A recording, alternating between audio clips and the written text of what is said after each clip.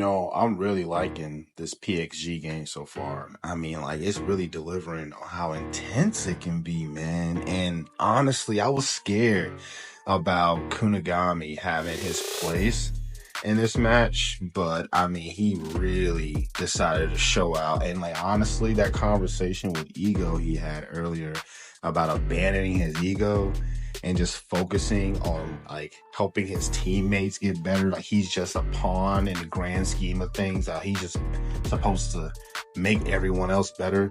I think that's actually cool, and that helps with his self-serving ego, which Isagi's gonna cover later. But he's honestly matching Shido bar for bar. You know what I'm saying? Like that's cool. I like that. And even our boy, wanted to get some shine, but the contrarian wants to step in and be like, nah, this is my game. And I like that. I like that. Because I think, Charles is going to be introduced later as a new Gen 11. I don't know if he actually has been. I don't think he has been.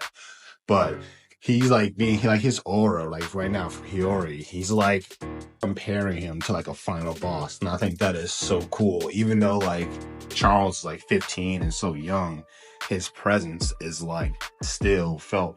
That's cool. And like this game is super intense. And even even though like we know Ren is supposed to be like top dog, right? And he's like over there trying to like call for a ball, and like he's not even being listened to by Charles. Because I honestly think this may be a hot take, but Charles could be actually stronger than Ren.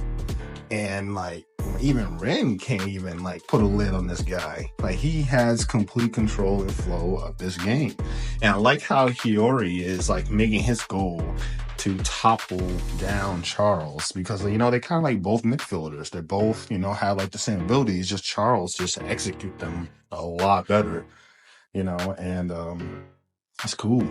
I love it, and then like even like Kunagami like is sticking 10 toes down to his mission. And honestly, the last chapter, I like how Isagi he like compartmentalized and kind of like divided up the different egos. Was like the self-serving style ego, or more of like focusing on the play I made type ego, like the actual acknowledgement of the play, not the player.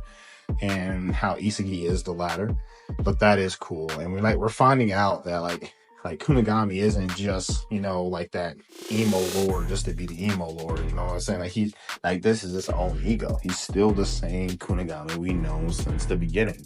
He's just more intense, I'll say, and that could really help. And honestly, what Isagi is cooking up here is that he wants to do like a triple chemical reaction, which is something we've never seen, which honestly would be really cool.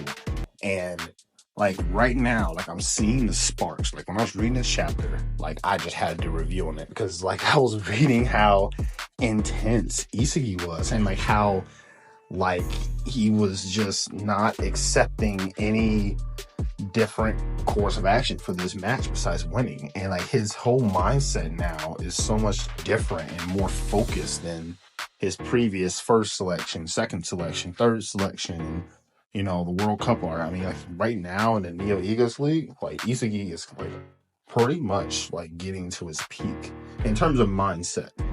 He still has a lot of other things he has to clear up, but his mindset is honestly stellar. And this was an amazing chapter, setting up probably the next, I'll say like 4 chapters until, no, actually like 5 chapters until we get to like the halfway point. But amazing chapter, man.